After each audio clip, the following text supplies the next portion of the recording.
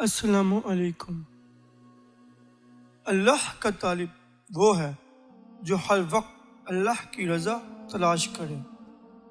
جو آدمی اپنی زندگی میں مال و اسباب اللہ کے راستے میں خرچ نہیں کرتا، اس سے کہہ دو کہ یہ دعویٰ نہ کرے کہ جلدی سے پل صراط پر سے گزر جائے گا۔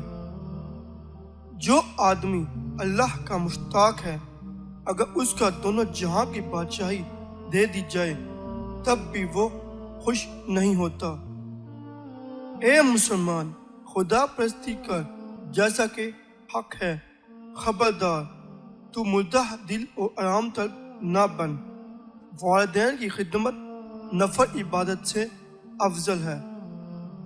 اللہ تعالیٰ اپنے بندے کے رونے کو بہت عزیز رکھتا ہے۔ وارث رسول صلی اللہ علیہ وآلہ وسلم صرف وہی ہو سکتا ہے جو رسول اکرم صلی اللہ علیہ وآلہ وسلم کی پیروی میں عمل کرے۔ وہ شخص وارث نہیں جو صرف کاغذ سیاہ کرتا رہے۔ روشن ترین دل وہ ہے جو دنیا کے گرد سے بچا ہوا ہو، اور بہترین کام وہ ہے جس میں مخلوق کا اندیشہ نہ ہو۔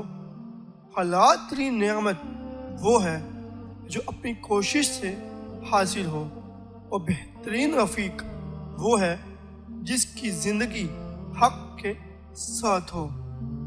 بندہ جب اپنی عزت خدا کے لیے قربان کرتا ہے تو خدا اسے معزز کرتا ہے۔ اگر جہاں کی ساری نعمتوں کا ایک لقمہ بنا کر مہمان کے منہ میں رکھ دو تب بھی مہمان کا حق باقی رہے گا۔